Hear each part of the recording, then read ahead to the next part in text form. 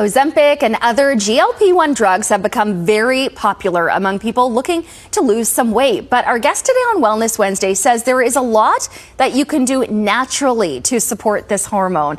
Joining us for this conversation is Simone Lovell, a nutritionist and strength and conditioning coach for women. You also help women boost their metabolism naturally. And thank you so much for being here for this conversation. Having me.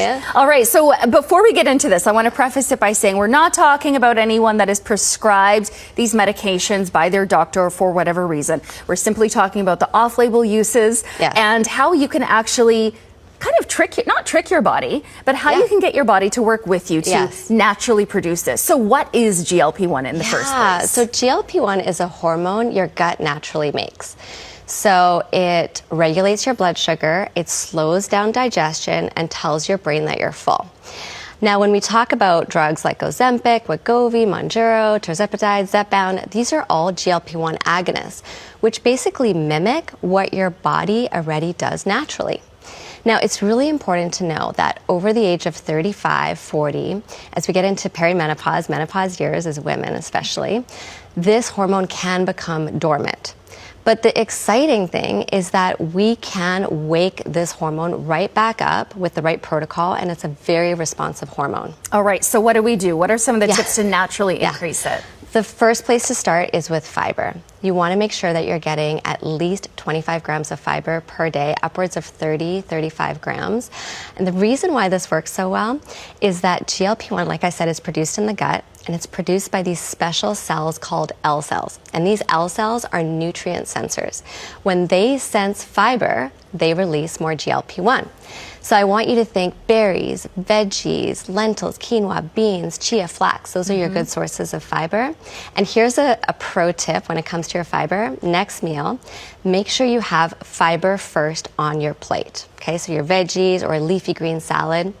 And what this does is it forms a mesh-like substance over your gut lining so that everything you eat after that fiber slowly enters your digestive system. So you're telling me that the order in which you eat your foods is really important? 100%. I didn't know that. Yes, it's huge. And a lot of people are talking about this right now, and it's an easy hack, right? So you're going to start with your fiber first, then your protein, then your healthy fats, and then save your carbs like rice, potatoes, pasta for last. Okay. And what I love about this tip is that you're not restricting, right? You're having your carbs. You should have carbs. Women over 40 should have carbs for energy and to regulate your hormones, but it's that order that's actually going to make a really big difference how your body responds. Okay, I understand the amount of protein that you're eating also plays a big role in this. Huge. So we're chronically low in protein in general, so I like to say have 20 to 30 grams of protein per meal with multiple meals throughout the day. You want to be thinking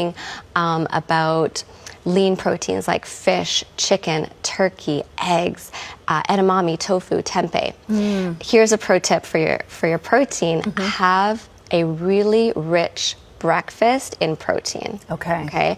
And so that's going to set the stage for that GLP-1 as well as your blood sugar for the rest of the day. Now, you mentioned gut health. That's where GLP-1 is produced. So we got to pay attention to that as well. Absolutely. If GLP-1 is produced in the gut and our gut microbiome is off, you're not going to produce any GLP-1. And for a lot of us, our gut microbiome is struggling. So for this one, you want to think fermented foods like sauerkraut, kimchi. Kombucha, yes, miso, apple cider vinegar. Also foods that are rich in polyphenols like berries, green tea, dark chocolate, olive oil. Yeah, I'm giving you permission to have your chocolate, but dark's important. And at the same time, we want to limit those foods that disrupt our gut. So those are sugar, artificial sweeteners, alcohol, processed foods. All right. Well, this is really empowering. And you also have one tip that we can all put into action tonight. Yes. Okay, go for a 10-minute walk after dinner.